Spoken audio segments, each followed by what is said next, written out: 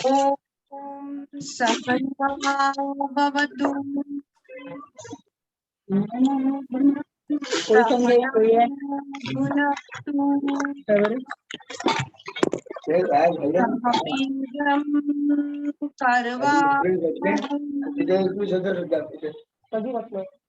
तेजस्विनावधीतमस्तु मा विद्विषावहै।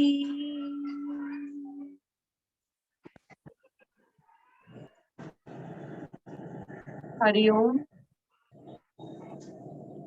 सावकाश डोळे उघडा. मी अलकाताईंना विनंती करते की त्यांनी उपनिषदाच्या अभ्यासाला आपण सुरुवात करू. त्यांनी सुरुवात करावी. अलकाताई.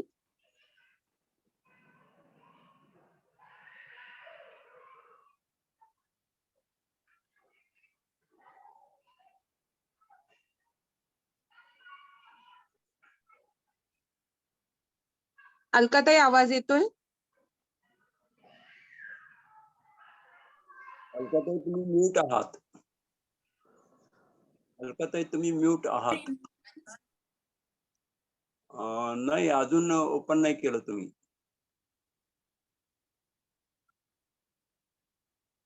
तृप्ती तुम्ही म्यूट करा. नाही, अजून ओपन नाही केलं ताई. म्यूट काढा.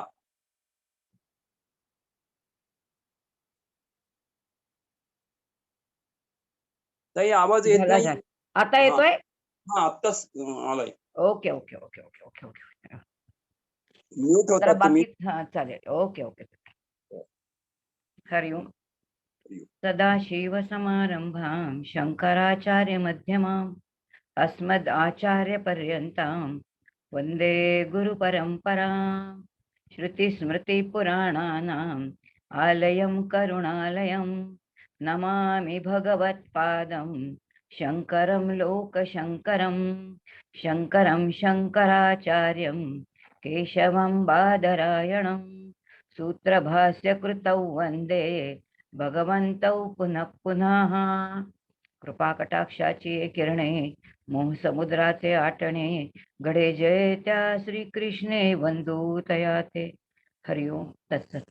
आचार्यांना वंदन करते, श्री गुरूंना वंदन करते, सर्व योगाला मार्गदर्शन करणारे जेवढे म्हणून शिक्षक आहेत त्या सगळ्यांना वंदन करते, सर्व श्रोत्यांना सप्रेम अभिवादन करते आणि आपलं आजचं कठोपनिषदाचं चिंतन आपण सुरू करू. काल 8वा जो आहे तो मंत्र बघितला होता आणि त्या 8व्या मंत्राचं चिंतन पहिलं काळी 9व्या मध्ये आपण स्थित होणार होतो, पण त्यातला एक मुद्दा थोडा काल वेळ कमी पडल्यामुळे तो राहिला. तेवढा मुद्दा आपण घेऊया आणि पुढे घेऊया. त्या 8व्या मंत्रामध्ये म्हटलंय की आशा प्रतीक्षे, याचा अर्थ आशा आणि प्रतीक्षा दोन गोष्टी, आणि इष्ट कर्म आणि पूतकर्म याचा सगळ्याचा उल्लेख आपण बघितला. पण ते नेमकं काय, अशा प्रकारची कर्म जो कोणी जीव करणारा आहे किंवा करणारे सगळे आहेत ते ज्या घरामध्ये अति उपवाशी राहतो त्यांना ह्या कोणत्याच कर्माची फळं मिळत नाहीत किंवा ती केलेली सगळी कर्म ती वाया जातात असं या ठिकाणी आपल्याला श्रुती सांगते. त्या प्रत्येक शब्दाचा फक्त अर्थ बघूया आणि पुढच्या 9व्या मंत्रामध्ये आपण जाऊया. आशा कर्म याचा अर्थ ज्ञात आशा. आपण म्हणतो ना आशा, भविष्य काळामध्ये मला काहीतरी मिळेल.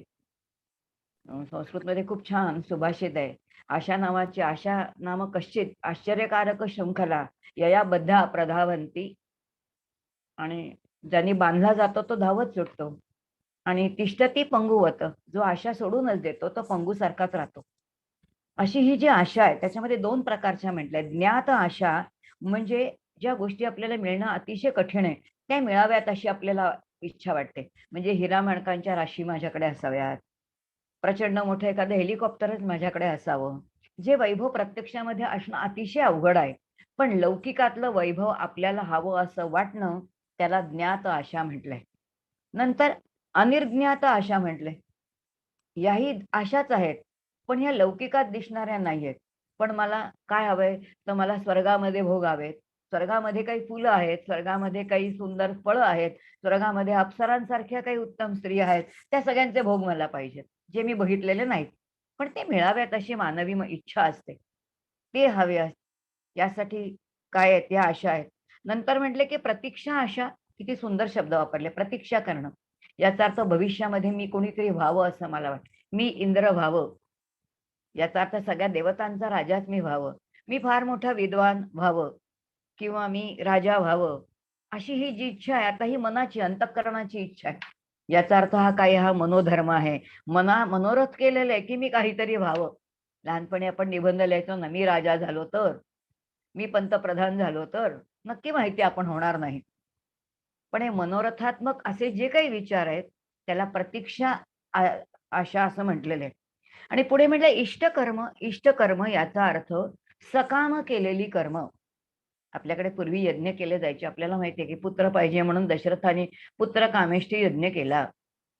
इंद्रजित, रावणाचा जो मुलगा आहे मेघनाद, त्यांनी त्या युद्धामध्ये मला यश मिळावं म्हणून एक यज्ञ केला. तो पूर्ण झाला नाही. याचा अर्थ शत्रू नाश व्हावा, काहीतरी प्राप्त व्हावं म्हणून जे यज्ञयागादी कर्म केली जातात त्यांना इष्ट कर्म म्हणतात. आणि त्याचं जे फल आहे ते इष्टफल. आणि पूर्त फले याचा अर्थ समाजाच्या हिताची जी काही कर्म आहेत ती. मग ज्याच्यामध्ये शेतीवाडीची कर्म आहेत किंवा हॉस्पिटल्स बांधलेली आहेत, समाजामध्ये काही केलेली कर्म आहेत, ही सगळी दान धर्म याच्यातून काही फळ आहे, पुण्य मला मिळावं. आता एखादा माणूस खूप मोठं दान करतो, मोठमोठे हॉस्पिटल्स बांधलेत, हेतू काय आहे? मला पुण्याची प्राप्ती व्हावी हाच हेतू आहे. अशी ही जी काही कर्म आहेत, याच्यापैकी कोणतीही कर्म केली तरी यमधर्म जे आहेत, आचार्य आहेत, ते जाणतायत की अशा कोणत्याही कर्म केल्यानंतर ज्या घरामध्ये अतिथी जो आहे तो उपवाशी राहिलेला आहे, त्याची कोणतीही कर्मफळं जी आहेत ती त्याला फलं देणार नाहीत. आणि म्हणून अतिथी यज्ञ किती महत्वाचा आहे तो आपण काल बघितला.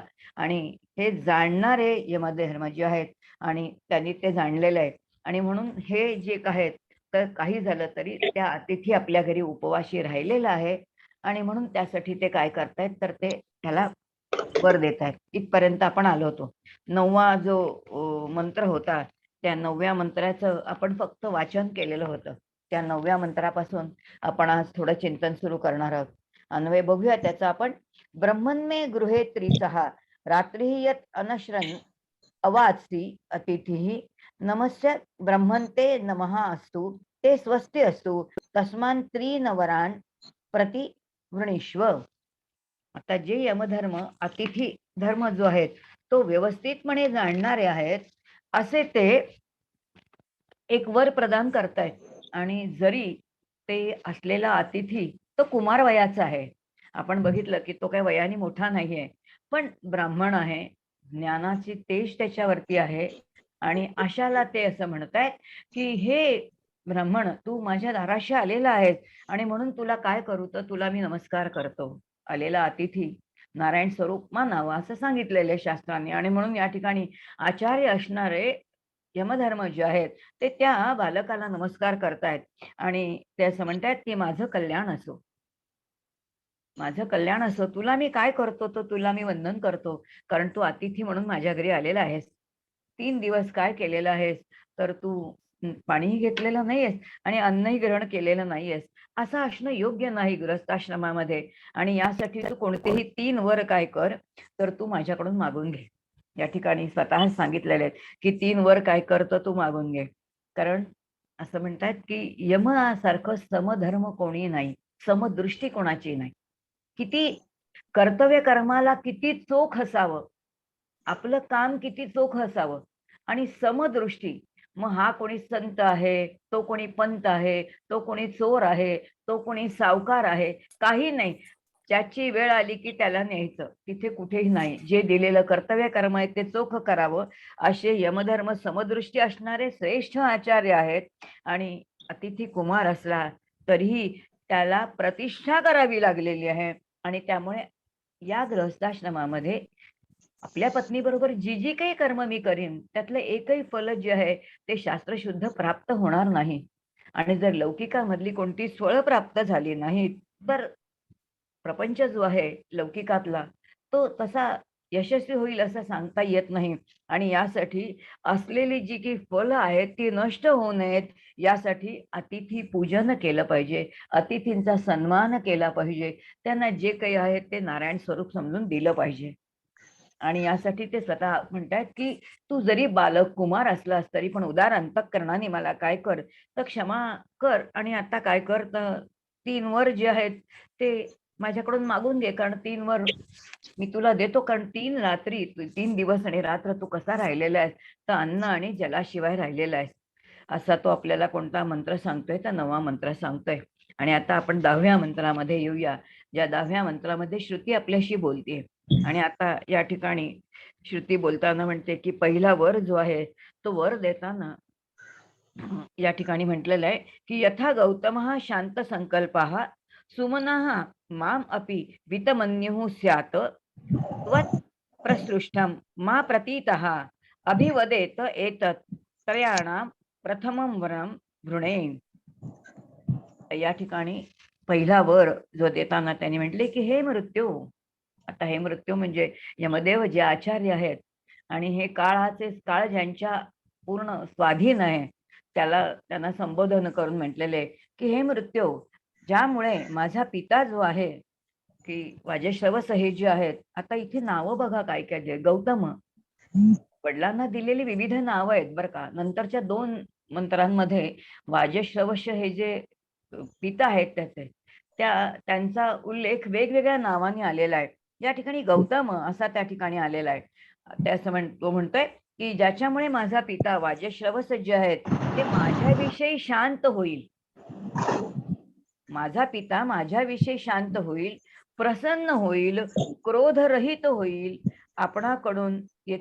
मी इथून आपणाकडून जेव्हा परत जाईन तेव्हा तो गेल्यावर मला ओळखेल, माझ्याशी बोलेल, असा मला पहिला वर द्या. इतका चतुर आहे, इतका शहाणा आहे, विवेकी आहे. त्यांनी असं नाही म्हटलंय की मी इथे मृत्यूलोकामध्ये आलेलो आहे आणि मृत्यूलोकामधून तुम्ही मला माझ्या घरी पुन्हा पाठवा, असं म्हटलेलंच नाहीये.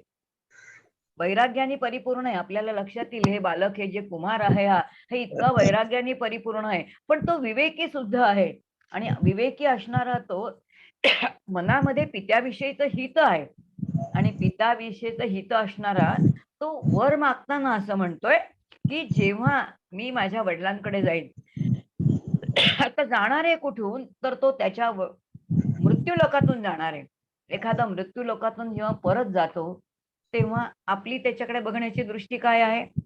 आता स्थूलदेह गेलेला आहे, कदाचित ते भूतभीत असण्याची शक्यता आहे.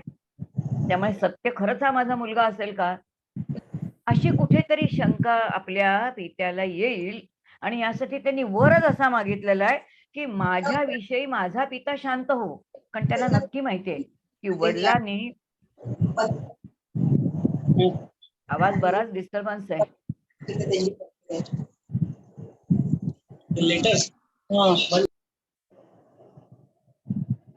त्याला निश्चित माहितीये की आपल्या वडिलांना पश्चाताप झाला असला पाहिजे की त्यांनी मला मृत्यूला दिलेलं आहे म्हणून. आणि मग अशा वडिलांच्या विषयी जो हित जाणणारा मुलगा आहे तो पहिल्यांदा म्हणतोय की मला जी काही त्यांनी शिक्षा दिली आहे त्याविषयी ते पहिल्यांदा शांत होत. आणि शांत होत याचा अर्थ त्यांचा जो पश्चाताप आहे तो पूर्णपणे नाहीसा हो. ते क्रोधरहित होत, ते रागावलेत आणि रागावल्यामुळे त्यांनी मला दिलेला तो वर आहे, त्यामुळे त्यांचा क्रोधही त्या ठिकाणी शांत होऊ देत. आणि सगळ्यात महत्वाचं म्हणजे इथून जेव्हा मी परत जाईन तेव्हा ते मला माझा स्वीकार करू देत, आणि तो स्वीकार करताना पुत्र म्हणूनच स्वीकार करू देत.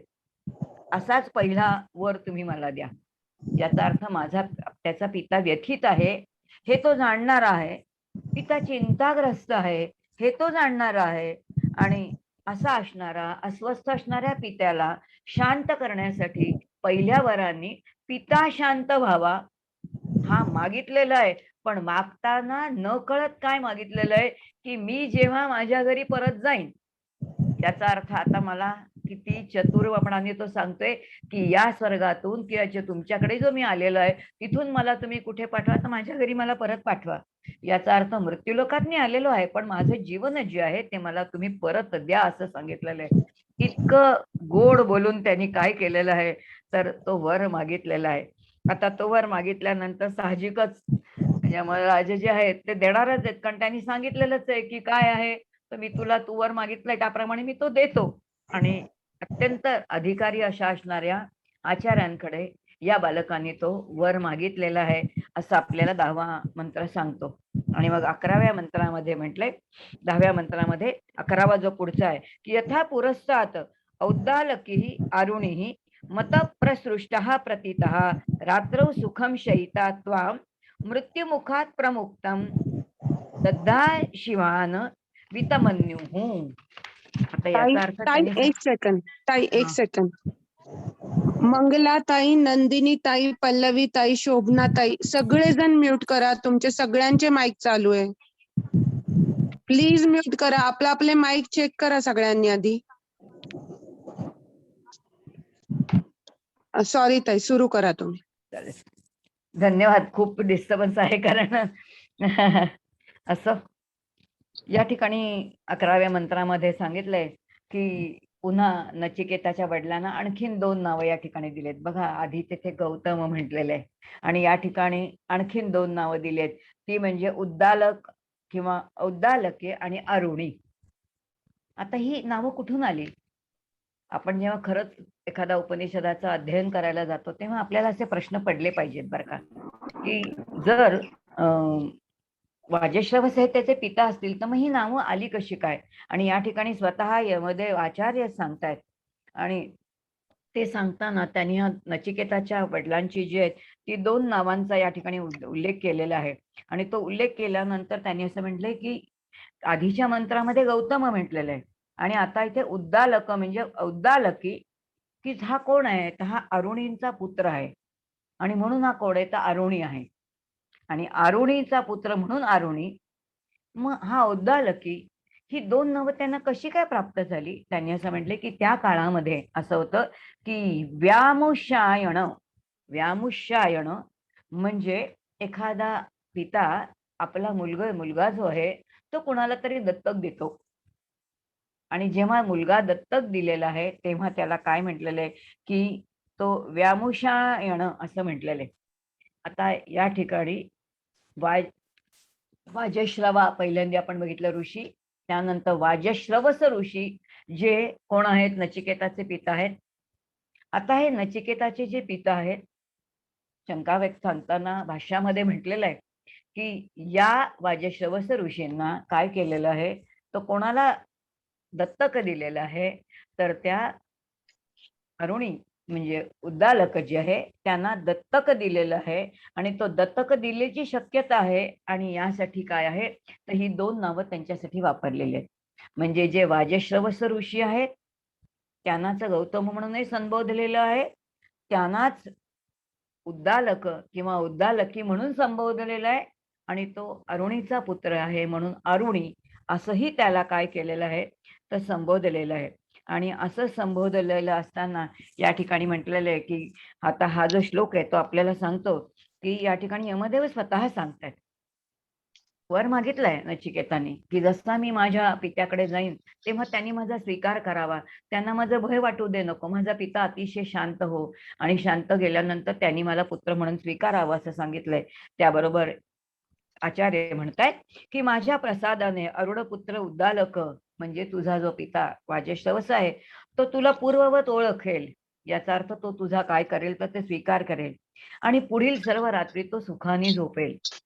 आतापर्यंत त्याला काय वाटत होतं की कुठेतरी मी माझ्या मुलाला यमाला दान केलेलं आहे, माझा मुलगा गेलेला आहे, ही दुःख आहे, कुठेतरी हुरहुर आहे, अस्वस्थता आहे, तळमळ आहे, ही सगळी तळमळ जाईल. कारण का तो प्रत्यक्ष तुला बघणार आहे आणि ज्या वेळेला आपला पुत्र आपल्या जवळ आहे हे बघितल्यानंतर काय आहे, तर तू स्वतः मृत्यूच्या दाढेमधून परत आलेला आहे, की कळत नकळत झालेला पश्चाताप आहे. आणि त्या पश्चातापून जेव्हा आपला पुत्र परत आलेला आहे हे जेव्हा तो बघेल त्याच वेळेला तुझा पिता तुझ्यावरती काय करेल, तर अतिशय प्रेम करेल. आणि मग त्यानंतर मात्र तुझा पिता काय करेल, तर अतिशय समाधानाने तो झोपेल असं सांगितलंय. आणि म्हणून तो शयन करेल असं सांगितलंय. यानंतर तुझा पिता जो आहे तर तो अत्यंत शांतपणे झोपेल असं सांगितलंय. पहिला वर नचिकेताने मागितलेला आहे, तथास्तु आचार्य म्हणालेले आहेत. आता दुसरा वर तो मागतोय आणि आता दुसरा वर मागताना त्यांनी पुन्हा अतिशय विचाराने वर मागितलेत बरं का. मुलगा जरी कुमार लहान वयाचा असला तरी हुशार आहे, काय मागायचं हे कळलं पाहिजे. बरेच वेळेला आपण बघतो की एखादा पौराणिक ग्रंथ किंवा आध्यात्मिक ग्रंथ वाचतो आणि देव एखादा सगुण साकार रूप धारण केले, काय पाहिजे विचारले तर काय मागतो, आपली एक यादी तयार असते, लौकिकातलीच असते ती यादी. तसं काही यांनी केलेलं नाहीये. हा मुळामध्ये अत्यंत विचारी विवेकी असणारा मुलगा दुसऱ्या वरामध्ये काय म्हणतोय की ह्यांनी स्वर्ग प्राप्तीचा जो आहे तो संपूर्ण विधी जो आहे तो स्वर्ग प्राप्तीचा विधी कसा काय आहे याविषयीचे सगळं काय केलेलं आहे तर तो वर मागितलेला आहे. आणि त्या 12व्या मंत्रामध्ये या ठिकाणी म्हटलंय, स्वर्गे लोके किंचनम भयम न अस्ति.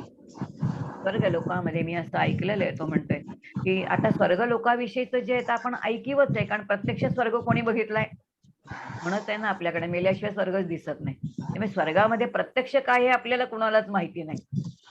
तसंच हा मुलगाही स्वतः म्हणतोय की स्वर्गामध्ये काय आहे मला काही माहिती नाहीये, म्हणून स्वर्ग लोके किंचन भयम न अस्ति. स्वर्गामध्ये किंचितही भय नाही. तत्र न भयम न अस्ति तत्र त्वम न जरया. त्या ठिकाणी जरा म्हणजे वृद्धत्वही नाही, बिभेती उभे अशनाया पिपासे तीर्त्वा शोकातिगहा स्वर्गलोके मोदते. आता काय काय आहे स्वर्ग लोकामध्ये त्यांनी म्हटलंय की मी असं ऐकलेलं आहे की हे मृत्यूदेवा, हे आचार्य, स्वर्ग लोकामध्ये कोणत्याही प्रकारचं भय त्या ठिकाणी नाही. तेथे जरेचा त्रास नाही. जरा म्हणजे वृद्धत्व. बघा, एका टप्प्यानंतर 50 वर्षापर्यंत आपण अत्यंत निर्भय असतो. जितके तरुण मुलं आहेत तेवढी जास्त निर्भय असतात. जसजसं आपण आपलं वय होत जातं तसतसं आपण देहाची खूपच काळजी घेतो आणि इतकी देहाची काळजी खूप डिस्टर्बन्स आहे. कुठून तरी मागून आवाज येतोय मॅडम. हो ताई. सुजाता मॅडम, म्यूट करा स्वतःला. हरिओम ताई. ताई मी सगळ्यांना म्यूट करते, तुम्ही अनम्यूट व्हा, म्हणजे सगळ्यांना ऑल म्यूट करते मी इकडनं. हो चालेल चालेल मॅडम. हा, फक्त अलकाताई तुम्ही परत ते अनम्यूट करा.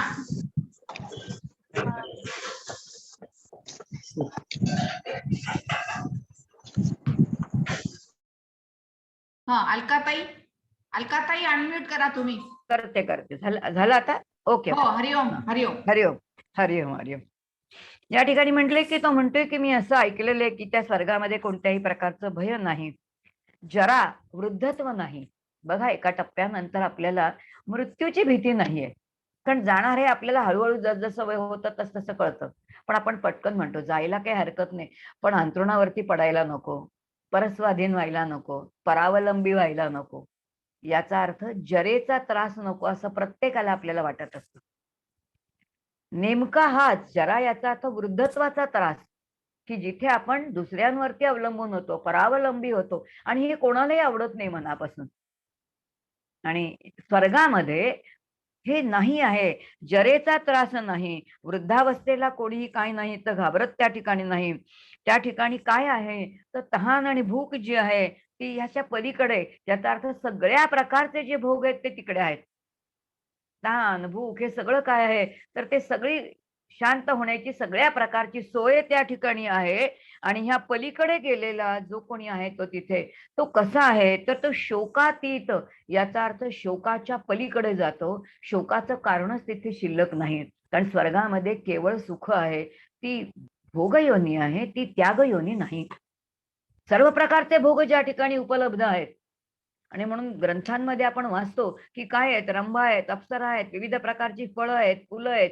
जीवनमान जे आहे आपण जर तुलना केली तर तुलनेच्या दृष्टीने आपलं जितकं आयुष्य आहे, स्वर्गामध्ये आयुष्य पण किती आहे तर ते आणखीन मोठं आहे, दीर्घ आहे. मरत्या लोकांपेक्षा तिकडचे सगळंच जे काही आहे ते दीर्घ आहे. म्हणून भोगही उत्तमात उत्तम आहेत, आयुष्यही उत्तम आहे. हे सगळं जे आहे ते तिकडे आहे असं मी ऐकलेलं आहे. स्वर्गामध्ये सगळ्या अशा प्रकारचं जे आहे ते सगळं काही आहे तर उत्तमात उत्तम आहे. या ठिकाणी आपल्याला धरतीवरती या मृत्यू लोकामध्ये कुणाला तरी भूक लागलेली आहे, कोणीतरी तहानेने तडफडते असं आपण बघतोय, पण त्या स्वर्गामध्ये असं काही असं आपण काही ऐकलेलं नाही. या स्वर्गामध्ये दिव्यता आहे, भव्यता आहे, आणि जिथे दिव्यता आहे, भव्यता आहे, सर्व सुखाची सोय ज्या ठिकाणी केलेली आहे, आणि असं ते आहे जिथे केवळ काय आहे, मोद. मोद याचा अर्थ केवळ आनंद, आनंदाची नित्यप्राप्ती आहे. सर्व आनंदाची सोय ज्या ठिकाणी विधात्याने करून ठेवलेली आहे, आणि असं जे काही आहे ते कुठे आहे, तर ते स्वर्गामध्ये आहे. आणि म्हणून वृद्धत्वामध्ये इंद्रिय जी गलितगात्र होतात, क्षीण होतात, त्याची कोणतीही भीती त्या ठिकाणी नाही. आणि ही भीती आपल्याला किती आहे? आपल्याला आहे ना, काही झालं तरी आपल्याला जरा काही एखादं झालं की बरं नाही वाटत. म्हणजे उपनिषदांनी सांगितलेलं आहे की आपण अभ्यास करतोय की ज्या ठिकाणी गलितगात्र होणं आपल्याला आवडत नाही, संतांनाही ते आवडत नाही. पण संत खूप छोट्या गोड भाषेत सांगतात आपल्याला. परमपूज्य वरदानंद भारतींकडे म्हणे एकदा कोणी एक गृहस्थ गेले. ज्यावेळेला त्यांना मधुमेह झाला आणि शिष्यांना कळलं की आपल्या गुरुदेवांना मधुमेह झाला, आणि जेव्हा कळलं तेव्हा त्यांना खूपच वाईट वाटलं. ते म्हणायचे, गुरुदेव आप्पा म्हणायचे त्यांना सगळे की कोणालाही दुखणं झालं तरी चालेल, पण गुरुदेव आपल्याला असं काही दुखणं झालेलं आम्हाला बरं नाही वाटत आहे. त्यामुळे असं काही हे जे काही आहे मधुमेह वगैरे असं आपल्याला नाही व्हायला पाहिजे. असं कोणीतरी शिष्याने तक्रार केली. तक्रार याचा अर्थ आपल्या गुरूंवरती असणारी श्रद्धा, म्हणून त्यांनी अशा प्रकारचे शब्द जे आहेत ते सांगितले. पण संतांनी ज्यांनी शास्त्र पूर्ण अध्ययन केलेलं आहे, ज्यांनी उपनिषदांचा वरती पूर्ण भाष्य लिहिलेलं आहे, ते वरदानंद भारती इतके सहज बोलून गेले. ते असं म्हणतात की अरे, तुम्हाला तसं वाटतं का सत्संग करावा? ते रोग व्याधी जे आहेत ते जड असते, पण तरी सुद्धा त्यांनाही असं वाटतच असेल ना की कोणीतरी कोणाशी तरी आपण सत्संग करावा. त्यांचा कोण स्वीकार करणार? जे सत्वगुणी आहेत तेच त्यांचा मनापासून त्यांचं स्वागत करणार. आणि म्हणून व्याधींना, रोगांना सुद्धा असं वाटतं की सत्संग करावा. याचा अर्थ जरेमध्ये जे जे काही होणार आहे ते शांतपणाने संत स्वीकारतात. का स्वीकारू शकतात? कारण उपनिषदांमध्ये असणारं तत्वज्ञान, त्याचं चिंतन, त्याचं अध्ययन, आणि यामुळे ते शरीराला आहेत, मला नाहीत. हा जो निश्चय त्यांचा बुद्धीचा आहे, त्या बुद्धीच्या निश्चयानेच ते अशा प्रकाराने म्हणू शकतात. आणि असे हे सगळे स्वर्गामध्ये काय आहेत, तर स्वर्गीय भोग आहेत असं या ठिकाणी सांगितलेलं आहे. आणि मग त्यानंतरचा जो मंत्र आहे तो 13वा जो मंत्र आहे, त्या 13व्या मंत्राच्या ठिकाणी जर आपण गेलो तर आपल्या श्रुती आपल्याशी बोलते. आता त्या मंत्राच्या माध्यमातून श्रुती असं म्हणते की सहात्वम स्वर्ग्यम अग्निम अध्येशी मृत्यो श्रद्धानाय मह्यम त्वं प्रब्रूहि स्वर्गलोकाः अमृततत्वं भजन्ते द्वितीयेन वरेन एतद्वृणे. आता या ठिकाणी म्हटले की हे मृत्यू, हे आचार्य, आपण स्वर्ग प्राप्तिकर अग्नीला जाणता. स्वर्गामध्ये जाण्यासाठी जो अग्नी आहे, कारण अग्नी असं कशासाठी म्हटलेलं आहे बघा, की जेव्हा आपण म्हणतो की स्वर्ग कुठे आहे, तर तो निश्चितच कुठे, आपली सहज कळत नकळत आपली मान वरती जाते, आणि मान वरती जाते याचाच अर्थ ते कुठेतरी ऊर्ध्व दिशेला वरती आहे असं आपण म्हणतो. अग्नीला म्हटलेलं आहे. जी पंचमहाभूत आहेत त्या सगळ्या पंचमहाभूताचा जेव्हा आपण अध्ययन करतो, अभ्यास करतो, तेव्हा लक्षात येतं की ही सगळी कशी आहेत. संपूर्ण निसर्गामध्ये प्रत्येक गोष्ट गुरुत्वाकर्षणाने वरून खालती येणारी आहे, पण एकच अग्नी असा आहे की जो खालून वर जाणारा आहे. वर्णन करताना असं म्हटले की भली मोठी जर तुम्ही एखादी मशाल घेतली, त्या मशाला पेटवली आणि त्या मशालीचं मुख जरी खाली केलं, तरी अग्नीची ज्वाळा मात्र कशी, ती ज्वाळा खाली नाही जात, ती कुठे उफाळून जाते, तर ती वरती उफाळून जाते. तो ऊर्ध्व दिशेला जाणार, अग्नी हा ऊर्ध्व दिशेलाच घेऊन जाणार, आणि जो ऊर्ध्व दिशेला घेऊन जाणार, ती ऊर्ध्व दिशा ही ज्ञानाकडे नेणारी आहे, ज्ञानाभिमुख करणारी आहे, आणि ऊर्ध्व दिशा ही आपल्या आत्महिताकडे नेणारी अशी ती आहे. आणि अशी ही विद्या, असा हा स्वर्ग प्राप्तिकर असणारा अग्नीला हे आचार्य आपण जाणत आहात. श्रद्धावान अशा मला, ज्यामुळे अग्निरूप यज्ञाने किंवा पुरुषांना स्वर्गरूप अमरत्व मिळते, त्या अग्नीचे वर्णन करा. हा अग्नी कसा आहे? स्वर्ग प्राप्ती, थोडक्यामध्ये स्वर्ग प्राप्ती कशाने होईल? अग्नी, स्वर्ग कोणत्या प्रकाराने मिळू शकेल? कोणत्या प्रकारचा यज्ञ मी करावा? असा एखादा यज्ञ असावा की ज्या यज्ञामुळे मला काय होईल, तर स्वर्गप्राप्ती कशी असावी, तर हे काही आपल्याला समजू शकेल अशा प्रकारचा काही तुम्ही मला बोध करू शकाल का? सरळ सरळ सांगितले की मला स्वर्गप्राप्तीचा काय द्या, तर विद्या द्या. आता प्रश्न बरेच वेळेला जेव्हा आपण ह्या उपनिषदावरती चिंतन करतो तेव्हा सगळ्यांच्या मनामध्ये पहिला प्रश्न येतो की जो नचिकेत अत्यंत विवेकी आहे, वैराग्याने परिपूर्ण आहे, तर मग सगळी जी इष्टकर्म आहेत ती सकाम असणारी कर्म आहेत आणि स्वर्ग जो आहे ते सकामतेचंच काय आहे, तर ते फल आहे. काहीतरी केल्याशिवाय स्वर्गाची प्राप्ती नाही. यज्ञयागादी कर्म केल्याशिवाय त्याची प्राप्ती नाहीये. जर यज्ञयागादी कर्म केल्याची सकामतेची ते मिळाल्यानंतर ते मिळणार आहे, मग ते शाश्वत आहे का? स्वर्गप्राप्ती तरी शाश्वत आहे का? स्वर्गप्राप्ती ही शाश्वत नाही असं आपल्याला शास्त्र सांगतं. जर स्वर्गप्राप्ती शाश्वतच नाही, मग केवळ ज्या ठिकाणी विविध प्रकारचे भोग आहेत, मग असेच भोग ह्या मुलांनी का मागितले असतील? प्रश्न येतो बरं का, ज्या वेळेला आपण अध्ययन करायला जातो त्यावेळेला मनात येतं. कारण नचिकेतानी सांगितलेलं आहे की यमदेवांना की काही करा, पण या स्वर्गा प्राप्तीची जी विद्या आहे ती विद्या मला द्या. आणि मग याच्या आचार्यांनी जे भाष्य केले त्या भाष्यावरती परमपूज्य स्वामी स्थितप्रज्ञानंदा यांनी पण सुंदर भाष्य केले. आणि ते भाष्य करताना ते असं म्हणतात की हा नचिकेत जो आहे तो अत्यंत चतुर तर आहे. त्याला निश्चित माहिती आहे की मी इथून गेल्यानंतर माझ्या पित्याचं म्हणजे वाजश्रवस ऋषी जे आहेत त्यांचं गुरुकुल आहे. गुरुकुलामध्ये अनेक विद्यार्थी त्या ठिकाणी जे आहेत ते अध्ययन करण्यासाठी येणार आहेत. आणि जर अनेक विद्यार्थी अध्ययन करण्यासाठी येणार असतील तर त्यांना मला काही विद्या द्यायच्या. त्यांना वेदपठण मला शिकवायचंय, शास्त्रविद्या द्यायची, उपनिषदातली विद्या द्यायची. बरं त्यातली जी काही धर्मकर्म ज्याला आपण म्हणतो, यज्ञ यागादी कर्म जी आहेत, वैदिक कर्म आहेत, ती सगळी ते शिक्षण मला त्यांना द्यायचंय. आणि जर ते मला याचाच अर्थ गुरुकुलामध्ये मला कधीतरी अध्यापनाचं कार्य करायचंय याची परिपूर्ण जाणीव त्याला आहे.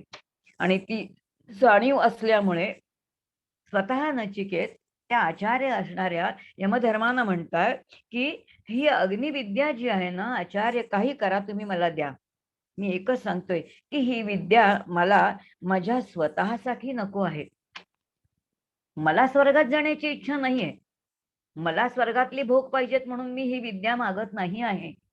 पण माझ्याकडे जर काही असे विद्यार्थी आले की ज्यांना अशा प्रकारचे यज्ञ करायचे आहेत स्वर्गप्राप्तीसाठी, स्वर्गातल्या काही भोगाप्राप्तीसाठी, लौकिकामध्ये काहीतरी हवंय म्हणून जर यज्ञयागादी कर्म करायची असतील सकामतेने, आणि त्यांनी जर मला विचारलं की एखादा यज्ञ कसा करावा, त्या यज्ञामध्ये कसल्या आहुती असाव्यात, काय काय घालावं, कशी विटा असावी, कशी त्याची संबंधी यज्ञविधी तयार करावी, आणि जर विद्यार्थ्यांनी मला विचारलं अध्ययन करणाऱ्या आणि ते जर मला सांगता आलं नाही तर काय उपयोग? म्हणून ही विद्या जी आहे ती माझ्याकडे असे एखादे सकाम काम करणारे किंवा सकाम विद्या करणारे जर विद्यार्थी त्या ठिकाणी माझ्याकडे आले तर त्या विद्यार्थ्यांना विन्मुख जावं लागू नये, त्यांना परत जावं लागू नये, हे मला माहिती नाही असं मी जेव्हा आचार्यपदी बसेन तेव्हा ते सांगणं मला आवडणार नाही. यासाठी ही जी काही विद्या आहे ती मला तुम्ही द्या. आणि म्हणून मी जेव्हा इथून मृत्यू लोकामध्ये जाईन तेव्हा या ठिकाणी मला माझ्या वडिलांचं कार्य जे आहे ते पूर्ण करायचं आहे. आणि जर माझ्या वडिलांचं कार्य मला पूर्ण करायचं असेल तर काय करा तुम्ही, मला ही सगळी विद्या कोणती आहे तर ती मला ती परत द्या. आणि ती विद्या याचा अर्थ स्वर्ग प्राप्ती कशी होईल. आणि म्हणून दुसऱ्या वराने मला काय द्या, तर स्वर्ग प्राप्तीसाठी जे काही यज्ञ करावा लागतो तो अग्नी, त्या अग्नीचं स्वरूप काय आहे आणि ती अग्नीची विद्या, अग्निविद्याच म्हटलेलं आहे त्याला. आणि अशी ती अग्निविद्या जी आहे ती अग्निविद्या तुम्ही काही करून मला काय द्या, तर द्या असं सांगितलेलं आहे. दुसऱ्या वराने काय मागितलेलं आहे तेच या ठिकाणी सांगितलेलं आहे. आणि मग जो तिसरा आहे तर त्या तिसऱ्या ह्याच्यामध्ये वरामध्ये 13 मध्ये म्हटलंय की या ठिकाणी यमराज जे आहेत, आचार्य जे आहेत तो वर प्रत्यक्षात देत आहेत. त्यांनी 12व्या मध्ये वर मागितलेला आहे आणि आचार्य म्हणतायत की आता त्यांनी वर दिलेले आहेत त्यामुळे ते देत आहेत. आणि ते म्हणतात सहा त्वम स्वर्गम अग्निम अध्येशी मृत्यू श्रद्धानाय मैषम्ये प्रभुही स्वर्गम लोकाः अमृतत्वं भजन्ते. आपण आता वाचला ना तो, की मी काय केलेलं आहे, की हा वर मी आता तुला द्वितीय वराच्या साह्याने मी तुला मी काय करतो, हा वर मी तुला देतो असं या ठिकाणी सांगितलेलं आहे. आणि असं देतो सांगितल्यानंतर त्याच्या मनामध्येच असं आलेलं आहे की हे सगळं माझ्या कशासाठी आहे, तर मला माझ्या पुढे जे येणारे विद्यार्थी आहेत त्यांच्यासाठी मला हे हवंय. हे प्रत्यक्षामध्ये मला वैयक्तिक कोणतंही याचं कार्य माझ्यासाठी नाही. आणि म्हणून या ठिकाणी या नचिकेताची सकामता नाहीये. सकामता असेल तर त्याच्याकडे येणारे जे विद्यार्थी आहेत त्यांच्यासाठी ती विद्या त्याला हवी असं तो स्पष्ट गुरुदेवांना किंवा आचार्यांना सांगतोय. आणि मग आपण आता येऊया त्या 14वा जो मंत्र आहे त्या ठिकाणी. या 14व्या मंत्राच्या ठिकाणी म्हटलंय तम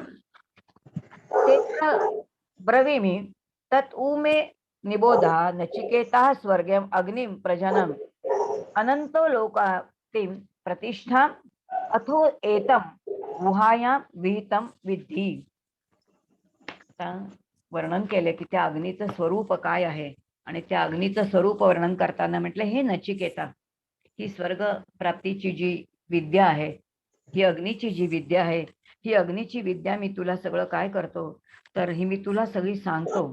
या स्वर्ग प्राप्तिकर अग्नीला मी चांगला जाणतो. काय मुलगा आहे बघा, की आचार्यांना नेमकं काय माहिती आहे हे त्यांना माहिती आहे. आणि जे त्यांना माहिती आहे ते त्यांनी विचारलेलं आहे. आणि या ठिकाणी स्वतः आचार्य सांगतायत ही अग्नीची जी विद्या आहे ना, ही स्वतः मी चांगला जाणतो आणि त्याचा मी तुला काय करतो, तर नक्कीच मी उपदेश करतो. ही विद्या काय आहे ती मी तुला चांगली सांगतो, त्याचा उपदेश करतो. जो मी उपदेश तुला करतोय ना, तो तू चांगल्या रीतीने जाणून घे. आता एखादे शिक्षक किंवा आचार्य शिकवतायत तेव्हा ते सांगतायत की हे सगळं जाणून घे. म्हणून आपल्याकडे ते आचार्य म्हणतात बघा. आपल्याकडे आता आपण जे शाळेमध्ये जातो किंवा एखाद्या ठिकाणी म्हणतो, आपण म्हणतो शिकवणारे कोण आहेत, तर ते शिक्षक आहेत. त्यांना आपण आचार्य नाही म्हणत. पण गुरुकुलामध्ये जेव्हा आपले विद्यार्थी जात होते तेव्हा त्यांना आचार्य म्हणायचे. इकडे जे यमराज आहेत ते स्वतः आचार्य पदावरती आहेत. मग आचार्य कुणाला म्हटलेलं आहे? शास्त्र असं म्हणतं आचरती आचारयती इति आचार्य. जे स्वतः जे सांगतात तसं आचरण करतात, तसंच आचरण दुसऱ्याकडून करूनही घेतात, हे दोन्ही जे व्यवस्थित करतात त्यांना आचार्य म्हणतात.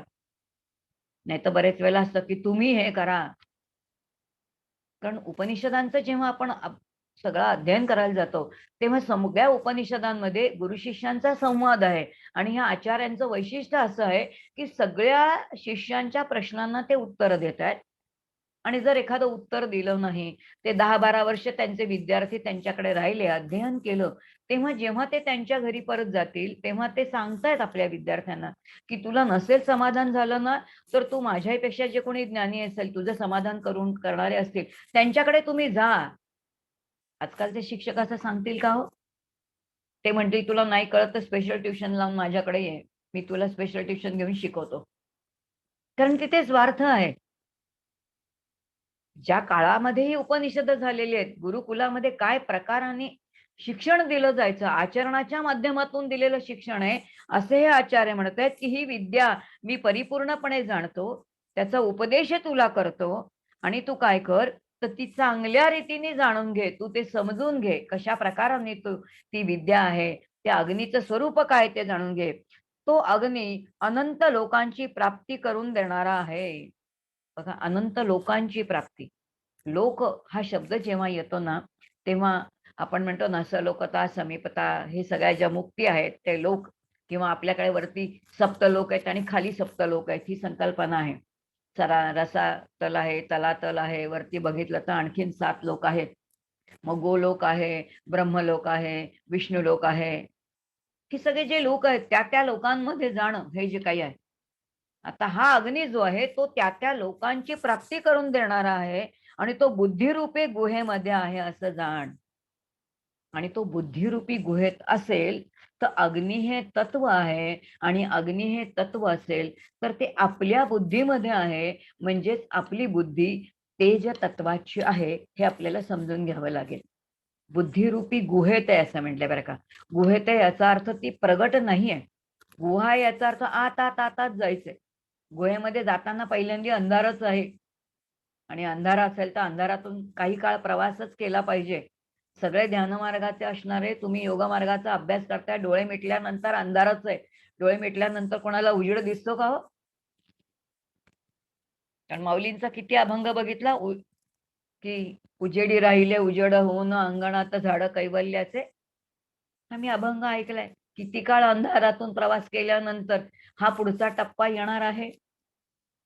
मग उजेडी राहिले उजेड होऊन हा उजेड जो आहे तो कुठे आहे? तो बुद्धिरूपी जी आहे त्या गुहेमध्ये हा अग्नी राहतो असं या ठिकाणी सांगितलंय. आणि असा हा जो अग्नी आहे त्या अग्नीचं स्वरूप काय आहे ते तू अगदी व्यवस्थित जाणून घे. आणि हे जोपर्यंत तू जाणून घेणार नाहीस तोपर्यंत तुला काय आहे तर स्वर्गाची प्राप्ती कशी होते हे कळणार नाही. आणि अशी जर प्राप्ती तुला समजून घ्यायची असेल तर मी ती सगळी विद्या जी आहे ती सगळी विद्या तुला देतो. आणि ती सगळी विद्या तू काय कर तर ती व्यवस्थित जाणून घे आणि त्याप्रमाणे चांगल्या प्रकाराने तू ती शिकून घे सांगितलंय. आणि आता जे आचार्य आहेत ते त्या ठिकाणी शिकवण्यासाठी पुढे श्रुती वर्णन करते. श्रुती पुढच्या 15व्या मंत्रामध्ये म्हणते, तन लोकादि अग्निम तस्मै उवाच वा इष्टकाः यावती वा यथा वास च अपि तत् यथोक्तम प्रत्यवदत तुष्ट मृत्युः अथ पुनः एव अस्याह. आता 14, 15वा आणि 16वा जो आहे तो एकत्रच मंत्र या ठिकाणी दिलेला आहे. कारण त्या दोन्हीचा जो आहे तो एकत्र जर अर्थ बघितला तर तो आपल्याला अर्थ अधिक स्पष्ट होणारा असा आहे. आणि म्हणून 16वा मंत्र जो आहे त्याच्यामध्ये म्हटलंय, प्रियमाणा महात्मा त्वम अब्रवीत इह अद्यं तव भूयः वरम ददामि अयम अग्निम तव एव नामनाम भविता इमाम अनेक रूपाम शृंगाम गृहाण. आता या ठिकाणी वर जो आहे तो वर या ठिकाणी यमदेव सांगतायत की तो जो सगळा विधी आहे तो विधी मी तुला सांगतो आणि तो नुसता विधी काय आहे ते तू समजून घे. आणि या ठिकाणी आता ते म्हणतायत की आता आचार्य जे आहेत ते म्हणतायत की स्वर्गादी लोकांना आदी कारण असणारा हा अग्नी, स्वर्गादी लोक याचा अर्थ जे जे भोग आहेत त्या भोगांना कारण असणारा, आदी कारण असणारा, आदी कारण म्हणजे प्रथम कारण असणारा हा अग्नी जो आहे तो तू व्यवस्थित जाणून घे. असा हा अग्नीच आहे व त्याच्या चयनार्थ आवश्यक त्या इष्टिका व चयनाची रीत त्यांनी नचिकेताला सांगितली. आता कसा करायचा तो अग्नी, विटा किती घालायच्या, कशा उभ्या करायच्या, अग्नीमध्ये काय घालायचं, तर चयन त्याचं कसं करायचं, त्याची तयारी कशी करायची, त्याच्यामध्ये साकल्य काय काय घालायचं. आपल्याला माहिती आहे अग्नी यज्ञ म्हटल्याबरोबर काहीतरी एक वेदी तयार केलेली आहे, त्याच्यामध्ये काही समिधा आहे, त्याच्यामध्ये धृत म्हणजे तूप घातलेलं आहे. आता सगळं कल्पना केल्यानंतर लक्षात येईल की काय काय त्याच्यामध्ये घालायचंय. हे सगळं आचार्य जे त्याला शिकवत आहेत. आणि नचिकेतांनाही यमदेवानी शिकवलेले सर्व पुन्हा म्हणून दाखवले. आता त्या यज्ञामध्ये कोणते कोणते मंत्र म्हणायचे ते त्यांनी शिकवले. आणि जसे मंत्र शिकवले तसेच्या तसे त्यांनी हा एकपाठी असला पाहिजे, भयंकर हुशार असला पाहिजे. म्हणून तसेच्या तसे त्यांनी ते सगळे म्हणून दाखवले. आचार्यांनी सगळा तो विधी सांगितलेला आहे, यज्ञ करायचा, कोणते मंत्र म्हणायचे ते सांगितलेले आहेत. आणि नचिकेतांनी ते सगळं जे आहे ते सगळं तात्काळ काय केलेलं आहे, ग्रहण केलेलं आहे. आणि यमदेवानी जे शिकवलेले मंत्र आहेत ते जसेच्या तसे पुन्हा काय केलेले आहेत तर ते आचार्यांना म्हणून दाखवले. किती बुद्धिमान असेल. याचा अर्थ एक तर मंत्र नक्की नसणार आहे. यज्ञामध्ये अनेक मंत्र म्हटले जातात. काही ना काहीतरी एखादं सूक्त असेल, एखादं काही अनेक मंत्र असतील ते शिकवलेले आहेत. तात्काळ यांनी ते ग्रहण केलेले आहेत आणि सगळेच्या सगळे म्हणून दाखवले. जेव्हा त्या नचिकेतांनी सगळेच्या सगळे व्यवस्थित म्हणून दाखवले इतका आनंद झाला. लक्षात आलं की विद्यार्थी कसा आहे, समोर असणारा बालक तेजस्वी आहे, अत्यंत बुद्धिमान आहे. आणि त्यांनी ते जसंच्या तसं म्हटल्यानंतर अत्यंत प्रसन्न झालेले आणि आनंदित झालेले उदार असे असणारे यमधर्म असणारे आचार्य ते या बालकाला असं म्हणतायत, अरे तू इतका बुद्धिमान आहेस, किती बुद्धिमान आहेस. बुद्धिमान असा असणारा तू, की जे मंत्र मी तुला शिकवलेले आहेत ना, ते तू तात्काळ जसेच्या तसे ग्रहण केलेले आहेत आणि नुसते ग्रहण केलेले नाहीस, तर ते तुम्हाला तसेच्या तसे म्हणून दाखवलेले आहेत. आणि यासाठी मी काय करतो, तर मी तुला आणखीन एखादा, मी इतका प्रसन्न झालोय तुझ्या बुद्धिमत्तेवरती, की मी तुला आणखीन एक वर देतो.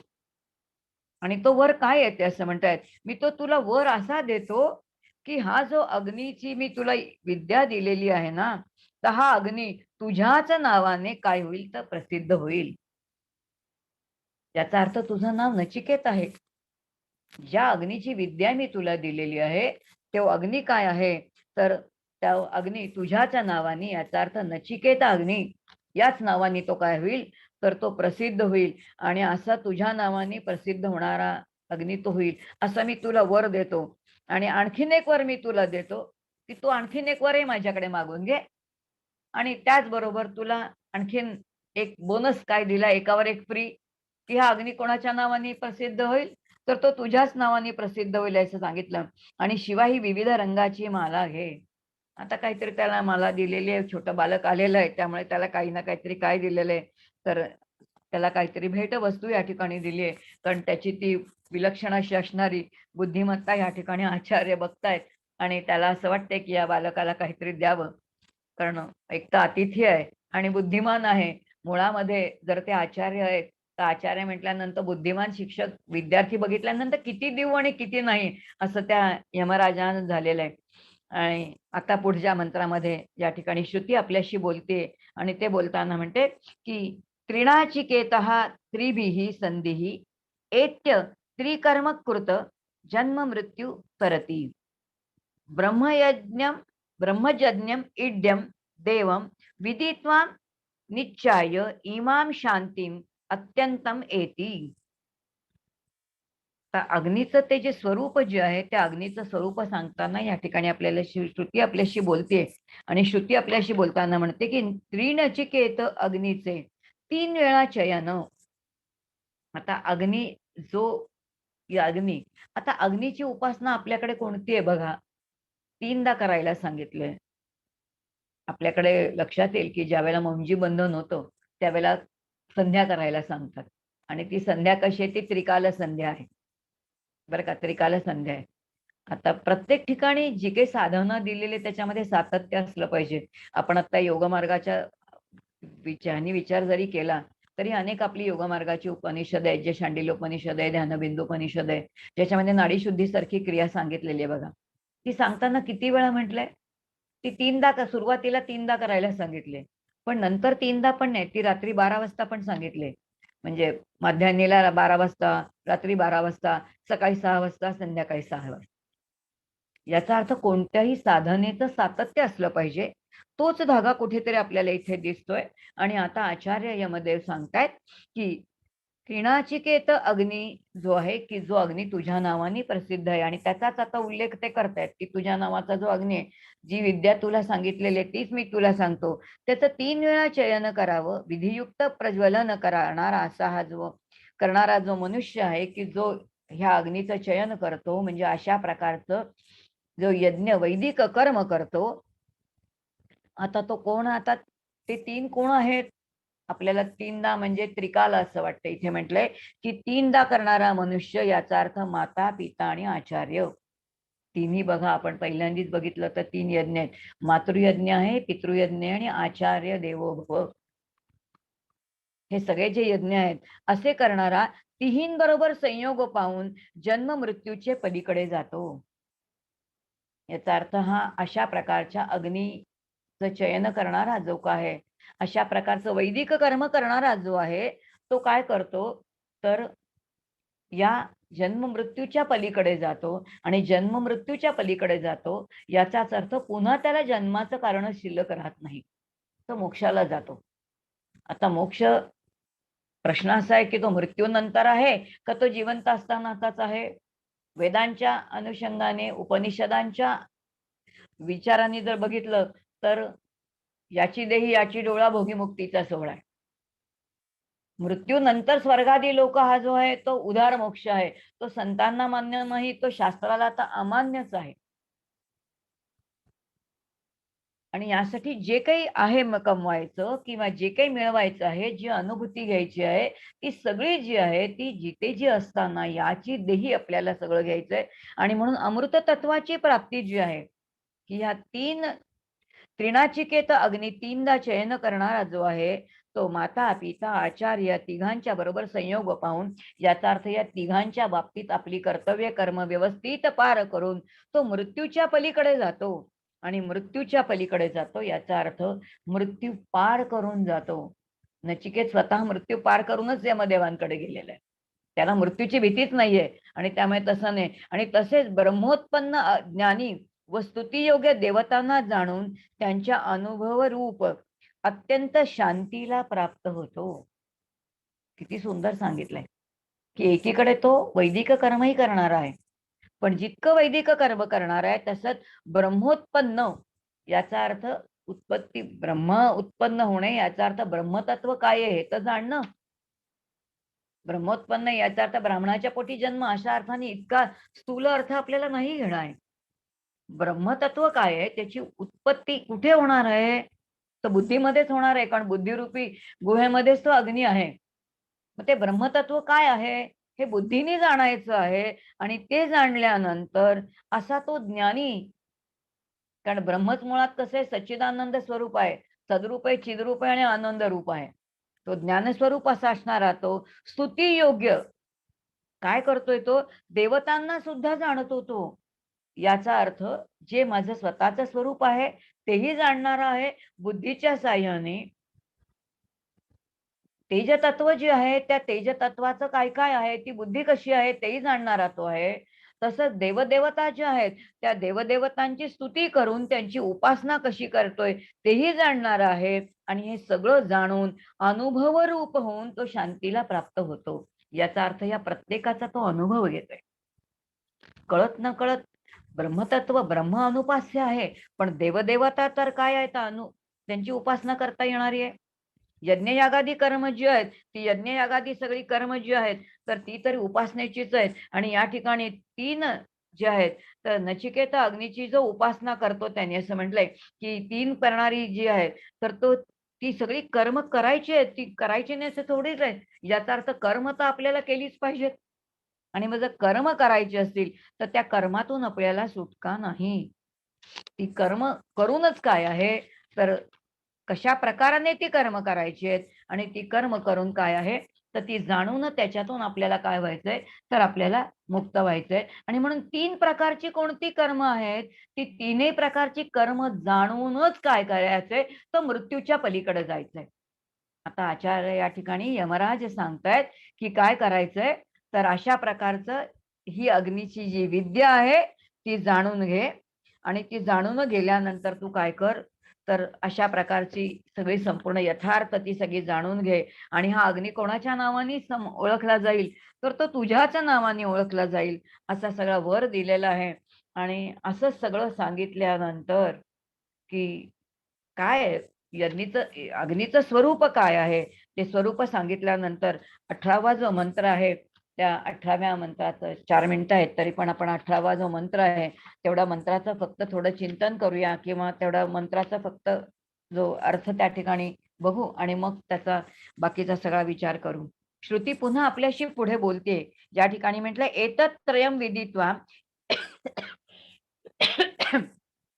एतत्रयं विदित्वा यः एवं विद्वान् त्रिनाचिकेतः नचिकेतं चिनुते स मृत्युपाशान् पुरतः प्रणोद्यः शोकातिगा स्वर्गलोके मोदते. या 3ही गोष्टी जो जाणतो, आता 3ही गोष्टी म्हणजे एकीकडे दिलेल्या त्या गोष्टी आहेत.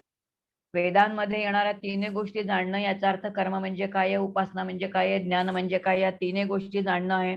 आणि या 3ही गोष्टी जाणणारा जो कोणी विद्वान आहे, असा जो कोणी काय करणार आहे, असा त्रिनाचिकेत असा विद्वान पुरुष. मग त्याच्या विटा कोणत्या आहेत, किती असाव्यात, त्या अग्नीचे चयन किती कसं करावं, या सगळ्या गोष्टी जाणून नचिकेत काय म्हणतोय की नचिकेत अग्नीचे चयन करतो. आणि असा जो अग्नीचं चयन करणारा, अग्नीची उपासना करणारा जो कोणी आहे, तो देहपतनाच्या पूर्वी याचा अर्थ देहपतन जे ते शरीराचा असणारा मृत्यू आहे, पण देहपतनाच्या पूर्वी मृत्यूबंध तोडून शोकाच्या पलीकडे जातो आणि स्वर्ग लोकामध्ये आनंदाने राहतो. आता ही कल्पना किती अवघड आहे बघा, की तुकोबारायांचं एखादं वचन आपण ऐकतो की आपुले मरण पाहिल्या मी डोळा, आणि तो अनुपम्य सोहळा असं संत वर्णन करतात की मी माझाच मृत्यू बघितलेला आहे. मग हा मृत्यू कोणता आहे? हा देहाचा मृत्यू वेगळा आहे आणि माझा मृत्यू वेगळा आहे. कारण मुळात मी जो आहे तो ह्या देहापेक्षा कोणीतरी वेगळा आहे. एवढा जरी सुरुवातीला आपल्याला धक्का बसला आणि एवढा बुद्धीचा बक्का जरी निर्णय झाला, तरी लक्षात येईल की आपल्याला नेमकं काय सांगायचं, की अग्नीचं चयन करण्याचं जे तंत्र आहे ते जाणून घेऊन विद्वान लोक जे आहेत ते अशा प्रकारचं अग्नीचं चयन करणारे आहेत. आणि मग असं चयन करणारे जे आहेत ते मृत्यूपार करून जाणार आहेत. आपल्याला मृत्यूपार नाही करता येत, कारण आपण द्वैतामध्ये आहोत. आणि द्वैतामध्ये का आहोत? कारण आपले सगळे विकार, काम, क्रोधादी जे आहेत ते विकार आहेत, ते आपल्याला मृत्यूच्या पलीकडे जाऊ देत नाही. आणि एकदा कामक्रोधादी विकारच निघून गेले, रागद्वेषादी जे दुःख देणारे सगळे विकार निघून गेले, की मग आपल्याला ह्याच्या पलीकडे जाता येतं. आता अग्नी जे अग्नितत्वाची असणारी बुद्धी, याच बुद्धीच्या साह्याने कोणता यज्ञ करायचा. यज्ञ म्हटल्याबरोबर आपल्याला ते सगळं विटा बिटा इकडे लौकिकाचं वर्णन आहेच, पण ज्ञानेश्वरीमध्ये 18 प्रकारचे यज्ञ सांगितलेत. आता ज्या वेळेला आपण असा उपनिषदाचा अध्ययन करतो तेव्हा लक्षात येतं की हा नेमका यज्ञ कोणता आहे. खरंच विटांचा यज्ञ आहे का, की आणखीन काय, की कर्तव्य कर्माचा यज्ञ आहे. आणि या ठिकाणी म्हटलेले की ज्ञानी लोक शोक आणि मोहादी व्यथा या सगळ्याच्या पलीकडे जातात. आणि मग जेव्हा आपला शोक निघून गेला, तेव्हा शोक कोणाला आहे? शोक शरीराला आहे की माझ्या अंतःकरणाला आहे?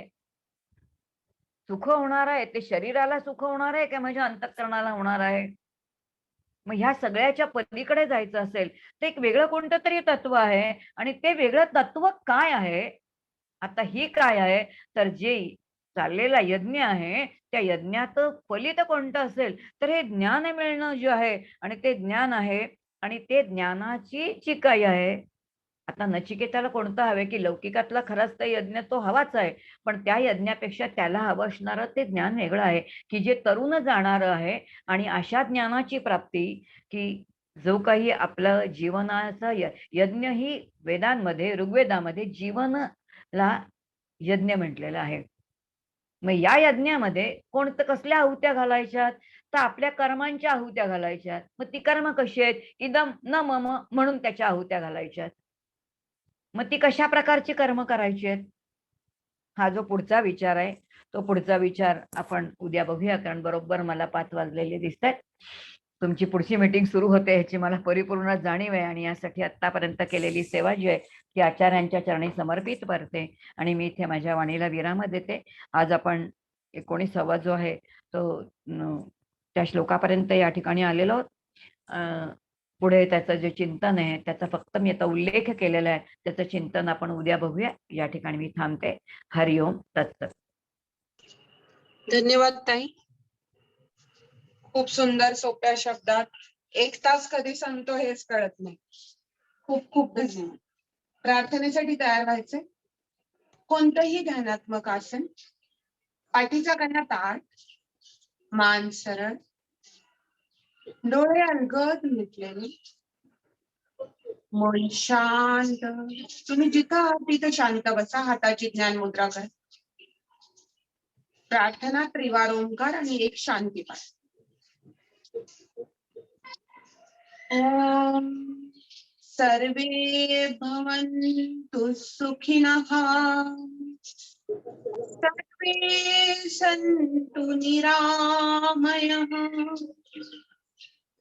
सर्वे भद्राणि पश्यन्तु, मा कश्चित् दुःखभाग् भवेत्, मा कश्चित् दुःखभाग् भवेत्. त्रिवार ओंकार म्हणूया. ओम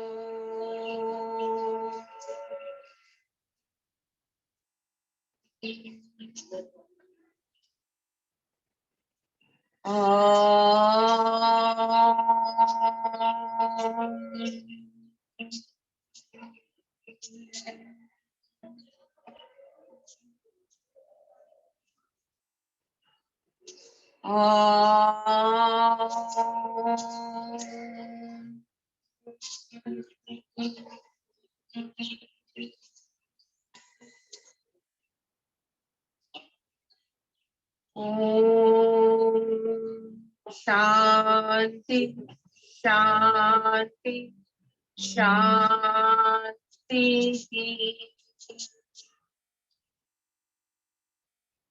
सर्वारिष्ट सुशांतिर्भवतु। हरि ओम। सावकाश डोळे उघडा. पुन्हा एकदा आपल्या सगळ्यांतर्फे अलकाताईंचे खूप खूप धन्यवाद. आणि जेव्हा आपण जॉईन होतो तेव्हा प्लीज आपल्या थोडस माईक कडे लक्ष द्या की आपला माईक म्यूट आहे. धन्यवाद सगळ्यांचे. हरिओम हरिओम हरिओम. सर्व सहभागी साधकांना विनंती आहे की आपण हे एकाच वेळेस युट्यूबलाही लाईव्ह करत असतो आणि त्यावेळेस जर असा गोंगाट त्याच्यात आला तर ते रेकॉर्डिंग व्यवस्थित होत नाही. त्यामुळे आपण जॉईन होताना प्रत्येकाने लक्षात घ्या आणि आपला माईक म्यूट ठेवत जा, कारण हे रेकॉर्डिंग पण केलं जातंय, युट्यूबला पण लाईव्ह केलं जातंय. त्यामुळे ते पुन्हा दुरुस्त करताना एखादा महत्वाचा विषय एखाद्या वेळेस सुटून जाऊ शकतो. त्यामुळे प्रत्येकाने लक्षात घ्या की हे आपल्यासारखे बरेच जण यावेळेस जॉईन होऊ शकत नाही, तर त्यांच्यासाठी आपण युट्यूब वरती हे व्याख्यान सगळे देत आहोत. त्यामुळे कृपया सगळ्यांनी लक्षात घ्या की हे रेकॉर्डिंग होत असल्यामुळे आणि युट्यूब लाईव्ह होत असल्यामुळे कृपया जॉईन होताना आपला माईक म्यूट ठेवा. धन्यवाद.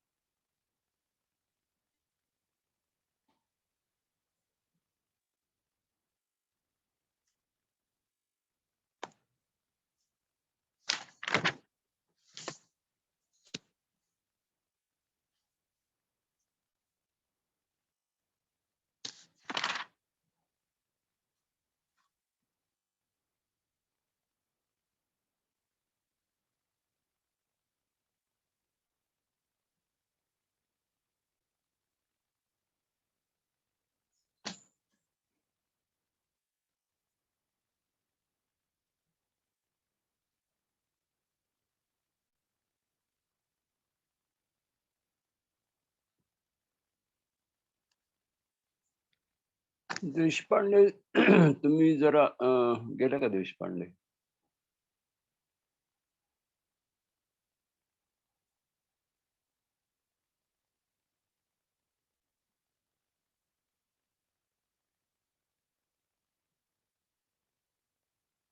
देशपांडे.